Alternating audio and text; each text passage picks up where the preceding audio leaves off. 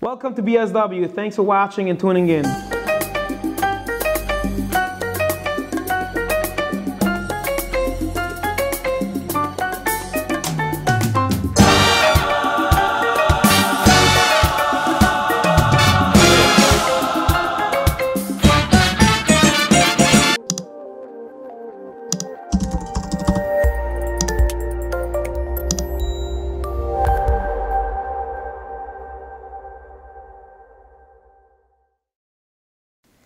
Looking in the parsha this week, we see Yaakov was blessed, Ephraim and Menashe. Among other things, he said, Yisimcha Elokim ke'Ephraim ke'Menashe, B'chu Yevorach Yisrael, that all of Israel, when they're going to bless their children, until today, until this very day when I bless my children, I say, Yisimcha Elokim ke'Ephraim ke'Menashe. What's so significant about Ephraim and Menashe that Yaakov has chose to give this blessing to Am Yisrael for generations, that we're going to bless ourselves to be just like them? Think about it. There's so many big tzaddikim that want to be just like them. Why is it? Ephraim and Menashe were the two only Jews living amongst a secular environment. In Mitzrayim, Shtifa Zimu, Memtes Sharatima. Not only this, they didn't have any yeshivas there. Yosef, the king, the second to the king, the vice president, if you will, gave them tasks to mingle with people, to be social with people. One of them were a translator in the palace of the king. One of them was in the immigration tourist department, if you will. He was controlling the borders. How is it that in a place where Mitzrayim, they were giving a job like that, and Yosef wasn't afraid? Oh my God, they're going to see the internet. Oh my God, they're going to see non-from Jews. You see that if you want your kids to grow up strong, religious, and in touch with themselves and become closer to God, don't protect them. Don't shield them. Don't deprive them from seeing the world. Let them see the world. The only thing that you know for sure Yosef didn't do, he wasn't a faker. Ephraim and Menashe would never find their father cheat in business, lie, being arrogant, looking at girls, not being holy. Any of these things, Ephraim and Menashe knew who their father was. Trust your kids, give them tasks, and then all of Klal Yisrael will bless their children to be just like them. Just like today. Anyway, the warmth of Hanukkah is deep in our hearts, and actually thinking about our subject tonight, meditation. The first thing, if you think about Hanukkah, we're meditating on the candles. Actually, the candles are a gateway into a different world of light and inspiration and so on. And the only way to do it is by meditation. Bam bam, mon chasse place, j'ai sur mon lit à bouffer sa langue en buvant, prends mon whisky quant à moi, peu dormi, vie débris, mais j'ai dû dormir dans la gouttière où j'ai eu un flash. En 4 couleurs, allez hop, un matin, une louloute. What we talk when we say, is there something like Jewish meditation? Let's speak what is meditation for someone else. Before the question of what Jewish meditation, what is meditation? So in the West, this is all a new thing. In the West, we have this concept. We have invented the concept of the word in order to, for lack of another word.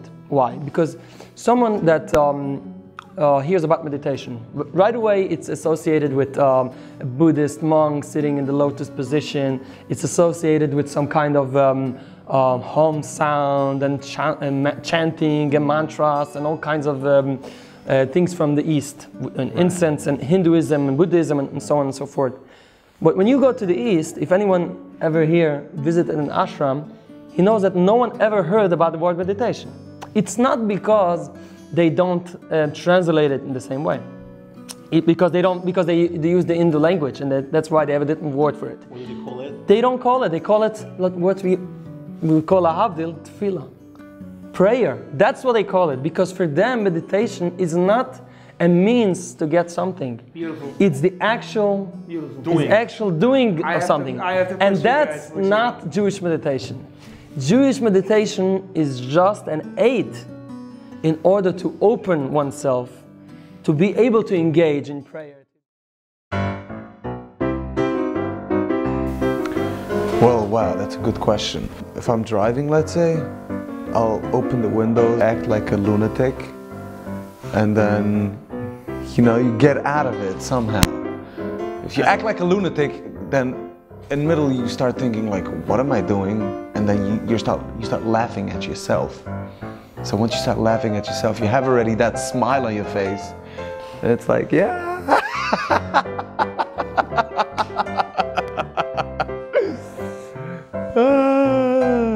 Scream randomly.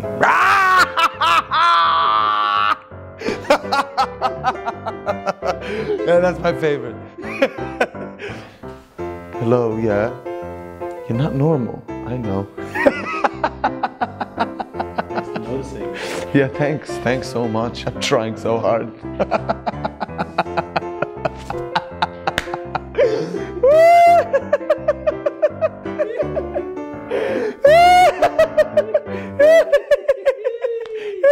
Let me ask you this, for a beginner, someone who is looking to meditate, what would you tell him in one sentence, before going a little more into details, what is meditation? Okay, if you talk about a beginner, it's very easy in our world today to describe it. I mean, think about it. Look, even I'm sitting here with an iPad. Right. Probably you have an iPhone in your pocket.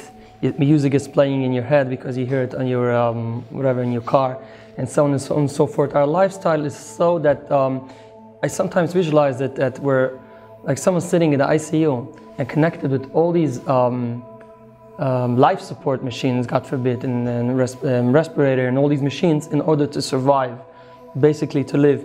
And I see it sometimes as a metaphor that we're so much connected to so many things. Information just keeps on flowing and coming every moment into ourselves, and our brain just gets bombarded by all this info, and what in the expression Mayas Aben Shalayechta comes here, and I'm not talking about sinning, I'm talking about simply confusion, frustration, inability to live simply in the world, to experience the richness and the beauty of simple moments and simple things in life, like family, children, a prayer, whatever it is. And I think one of the biggest reasons is that our mind is simply not able to calm down, to simply be in the moment, be present, and just being able to experience. So what I'm saying to the beginner is simply meditation is what's going to solve these problems. Meditation is like for now, meditation is simply like a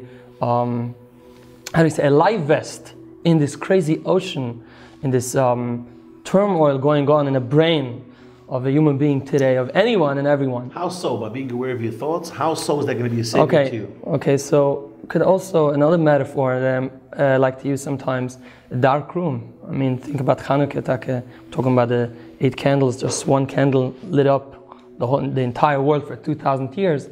A dark mind, when the mind is so full of whatever it's full of, and there's no ability, and the person is not even aware of what's going on. It's like a room where the air conditioner and all the machines in the factory are going on for 1,000 years, and they make this industrial sound. And then one day, just everything goes down, and everyone's realizing how much so was the noise disturbing, and they were not able even to hear each other. So the same thing in the mind. The moment as a person is able to light this one candle of awareness, this one moment of, let's listen to what's happening in my brain. I mean, there's so much going on in our minds that we think that this is normal. We got used to this routine, got used to the chatter, this constant speaking in our minds, that we simply have no idea that there is so much more to ourselves. Being aware, being observing your mind, is that meditation? That would be... I want to, before we go deeper into what meditation is and all the methods, I want to know, how is meditation beneficial to my Judaism? Why should I pursue a meditation exercise? Okay. So in order to explain that, I think we should go in a moment to talk about the term meditation. And I think that's where the problem lies. That's where we get to the question and to the issue, when everyone asking, is it asur, is it mutter, halachically, is it avodah zarah, and all these questions. We go into these... like that? Yes, many questions. Actually, to be specific, in the 1970s, when meditation became something of a very big hip in America, coming from all the hippie generation. Everyone went to the east, and everyone came back home saying, wow, meditation, man, you got to do meditation, you got to meditate, there's nothing else. High. Meditation, meditate. You have a problem, what's going on? Your leg, something is in your leg, meditate. You have issues with your wife, meditate. Whatever is happening in your life, meditate, solve all the problems. And then it came to the awareness of certain Rosh Hashivas at the time, because there was a lot of movement from people that got closer to their Jewishness, going to the East and coming back to their own, discovering their own selves through meditation, and coming to the rabbi saying, meditation brought me to Hashem. I mean, isn't meditation something we should do, we should be part of? So that's when the rabbis started asking the questions. I mean, the Rambam states what Avodah Zarah is. Avodah Zarah is simply taking the way another religion, another group of people worship their deity, their God, whatever it is, and taking that for our practice. So there is a question, but in order to solve the problem, there's a simply almost a play on words. Usually a play on words is a very cheap game to do, but here this is everything is about the word. What meditation means. So the Latin word where meditation comes from is the word meditatito, which means actually to think, to reflect, to devise, to contemplate, to figure out something through the process of thinking. That's what it is. And now when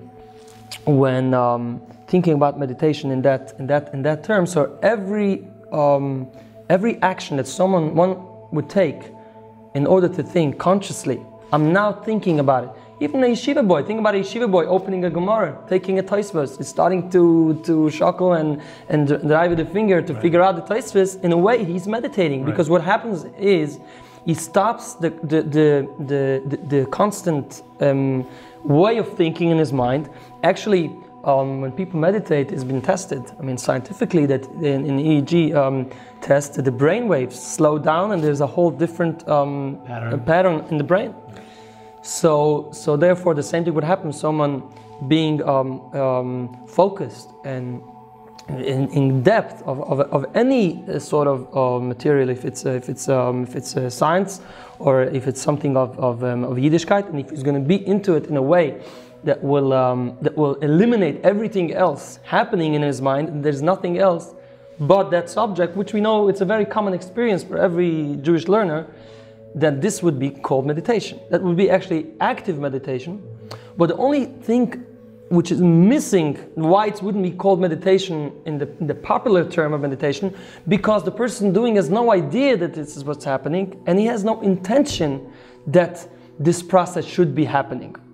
I hear you. You want to tell me a person who is into business and is contemplating back and forth of if this investment is a good investment, he's meditating? Definitely. He's definitely meditating in the term. Now, when we speak about meditation in the East, that's a completely different thing. So what is Jewish meditation? Okay, so Jewish meditation in that sense. Ari Kaplan came out with a book of Jewish meditation. Okay. Can I mention one thing? Ari Kaplan says in his book, I read the book, that the whole of Shemoneh Esrei is based on the meditation. When the time people stopped meditating, so the Chacham wanted to preserve a certain put out meditation a daily. If you look into Shemoneh Esrei, you stand in a certain position, every day the same words, and if you get into it, you meditate, because now you're saying the same words every day. It's a mantra meditation. It's a mantra meditation. Yes. Okay. Right. So Rabbi Ari Kaplan is very famous for, and actually this was one I was planning to mention Rabbi Ari Kaplan because he was the pioneers and the one that we should be thankful that this is even a subject matter in every Jewish circle about the subject of Jewish meditation. But it came back but today. Rabbi Kaplan, he took it to a very, very far extreme. He claimed actually that the whole concept of prophecy, any beginning of prophecy, any nevuah was part of meditation. Meaning to say that the only way to get into any level of dveikus, any level, is to meditate. But the problem with that is that we have never seen anywhere that it should be portrayed in this way that as we find it in the East. But let's see what we do have. Let's see what we have in our sources about Jewish meditation.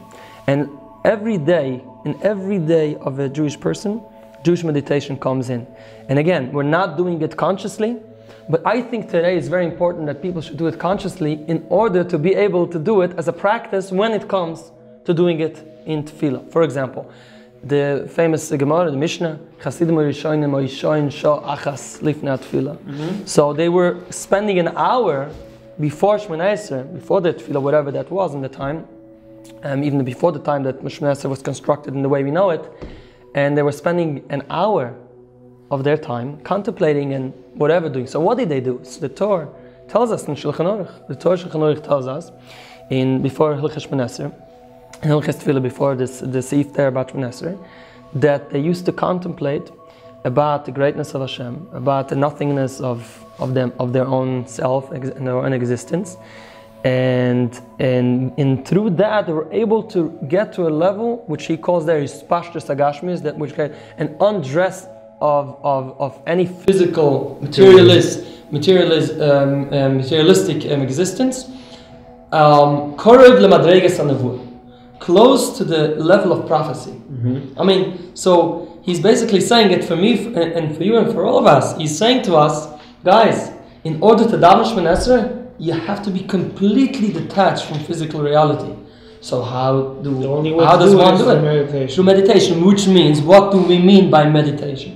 Because, I mean, whoever is going to watch this is going to ask, so what, okay, by meditation, what does it mean? It means simply to go into a different state of mind. I'll give you a very interesting thing that Tzudek very famously brings down a lot about this concept. The holy Reb Tzudek HaKohen Lublin. So in a sefer which is called Machshavos Choretz, he says that he describes the mind, and this also has to do with understanding the mechanism of how these things work. Some people are very mechanical, and it could work for them to understand how it works. He says that there are Chadrei HaSeichel, rooms of Seichel, which we would call probably brain today, and there are Chadrei HaChochma, which we would call mind, or maybe, for those who are very specific about it, Chadrei HaSeichel I would call the rooms of mind, okay? And Chadrei HaChochma I would call the seat of consciousness, okay? Because sometimes people ask, if meditation means, I mean, if you're going to read any page about meditation, it's going to say complete cessation of all thoughts in the mind. Everyone is asking, so that thought that I am stopping to think, isn't that a thought? So the answer to that is that this is not a thought, because we're not trying to be in dream state here. We're not trying to be unconscious. I mean, think about it. If someone does not think completely, he's stopped thinking, we call this either dead. I mean, in the physical realm, we call this dead. We call this unconscious if he's not able to think.